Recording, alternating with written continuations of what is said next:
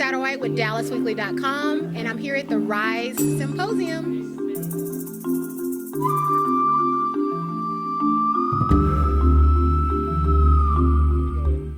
Hi guys, I'm Katrina Satterwhite, staff writer for DallasWeekly.com.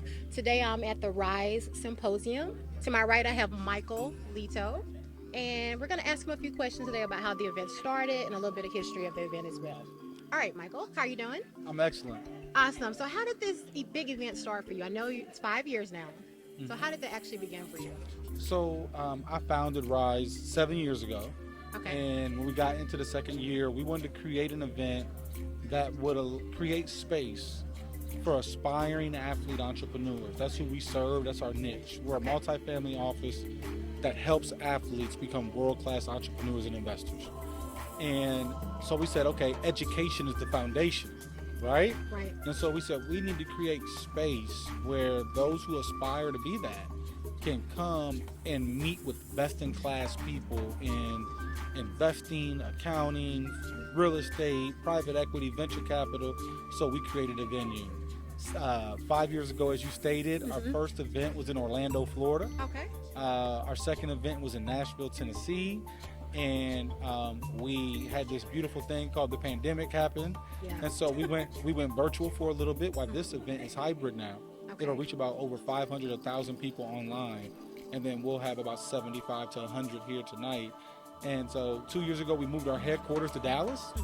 And we're in Frisco, but in Dallas, DFW area.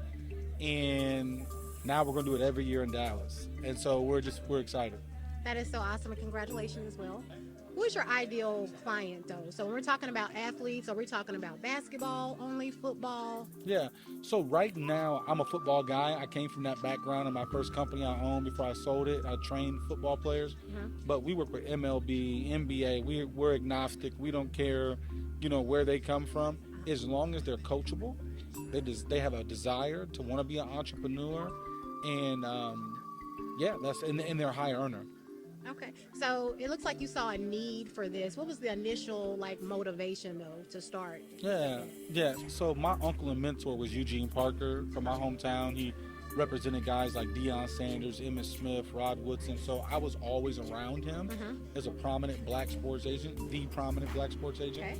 Okay. And when I became an entrepreneur and I started my first company, they surrounded me with a strategical team to support me, to help me be efficient.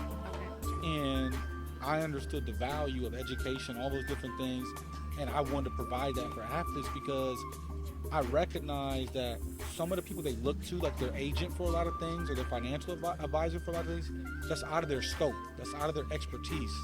Many times they're a great agent, they're a great financial advisor, don't mean they're an entrepreneur, don't mean they ran a company, don't mean they started a company, and so we wanted to fit that niche, and that's who we serve. And how many clients do you serve currently? Currently we serve 13. Awesome. Do you have any success stories that you like to share? Our first client was Jalen Smith, played for Dallas Cowboys for about 5 years, and Jalen was up for the Walter Payton Man of the Year award. He started the Minority Entrepreneurship Institute that's invested over $1.5 million into minority entrepreneurs. That's why he was nominated for the Walter Payton Award. He owns about 7 companies, 5 real estate projects.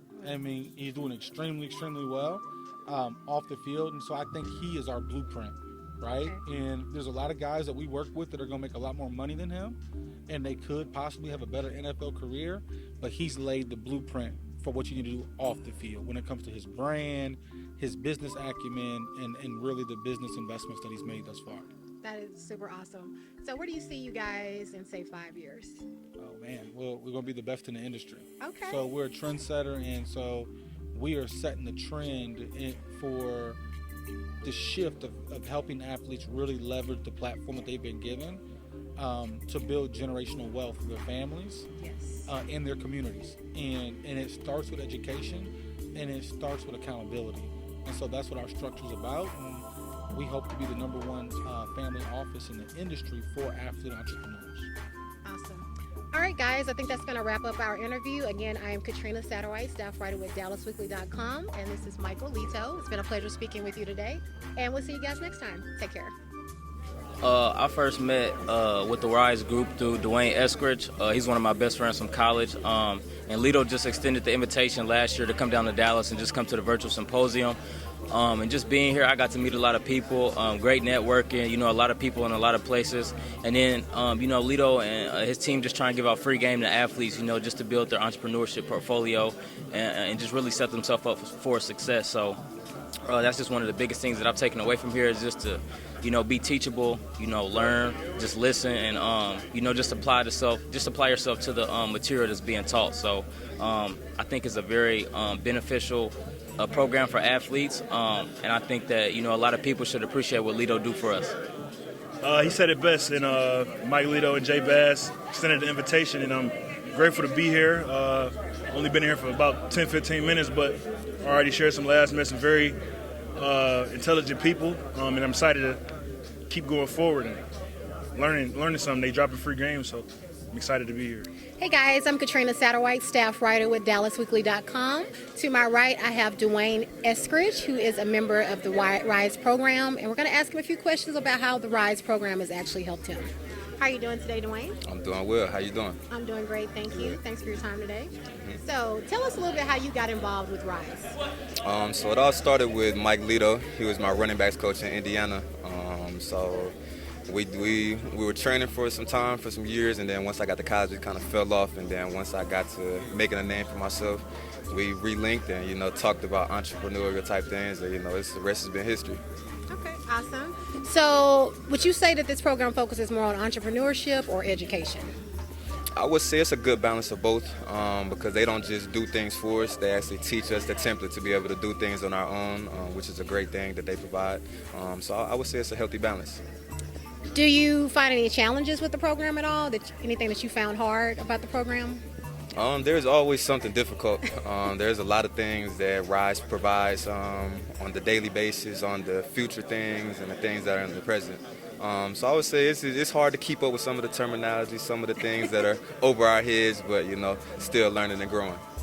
And what would you, if someone wants to join the RISE program, what kind of advice would you give them before starting? I would say be prepared to have, what's the word I was looking for? Be prepared to have, I can't think of where I'm thinking of, but there's always somebody looking over and providing some type of information, so you got to be ready and prepared to be a man about your mistakes that you're making and be ready to be questioned about some of the things you're spending your money on or what's the big picture. Okay. Now, since you've gone through this program or going through this program, would you recommend RISE? Of course. Of course, this is the family. Awesome. Well, thank you so much for your time, Dwayne. Again, guys, I'm Katrina Satterwhite with DallasWeekly.com. You can actually check out our website as well. You can check out our Instagram at DallasWeekly.com as well. All right, guys, until next time. Okay, we're here at the RISE Symposium with Dennis to my left here. How are you doing, Dennis? Doing great. How are you? I'm doing great, thank you. So what do you think about the RISE Symposium so far? I love it. I think it's great for anyone who wants to get more information on how to build wealth and retain that wealth. I think RISE has done a great job of this over the last few years, and I've certainly been coming for the last couple of years. So I'm looking forward to the panels, to the discussions, and hopefully walking away with a few pieces of nuggets that I can take away for my own life and my own business. So yeah, it's good stuff. That's so awesome. And where do you see RISE in the next 5 years? I see them rising. I see. Like that? That's right. That's right. But no, I just think I see them doing this on a bigger, larger level, right? This is where things like this start, and the word is certainly getting out. It gets bigger every year, so I see them being 10x of what they're doing today. So looking forward to that. Awesome, Dennis. Yeah. Well, I'm glad you're having a great time, and thank you for your time. Thank you. Appreciate it.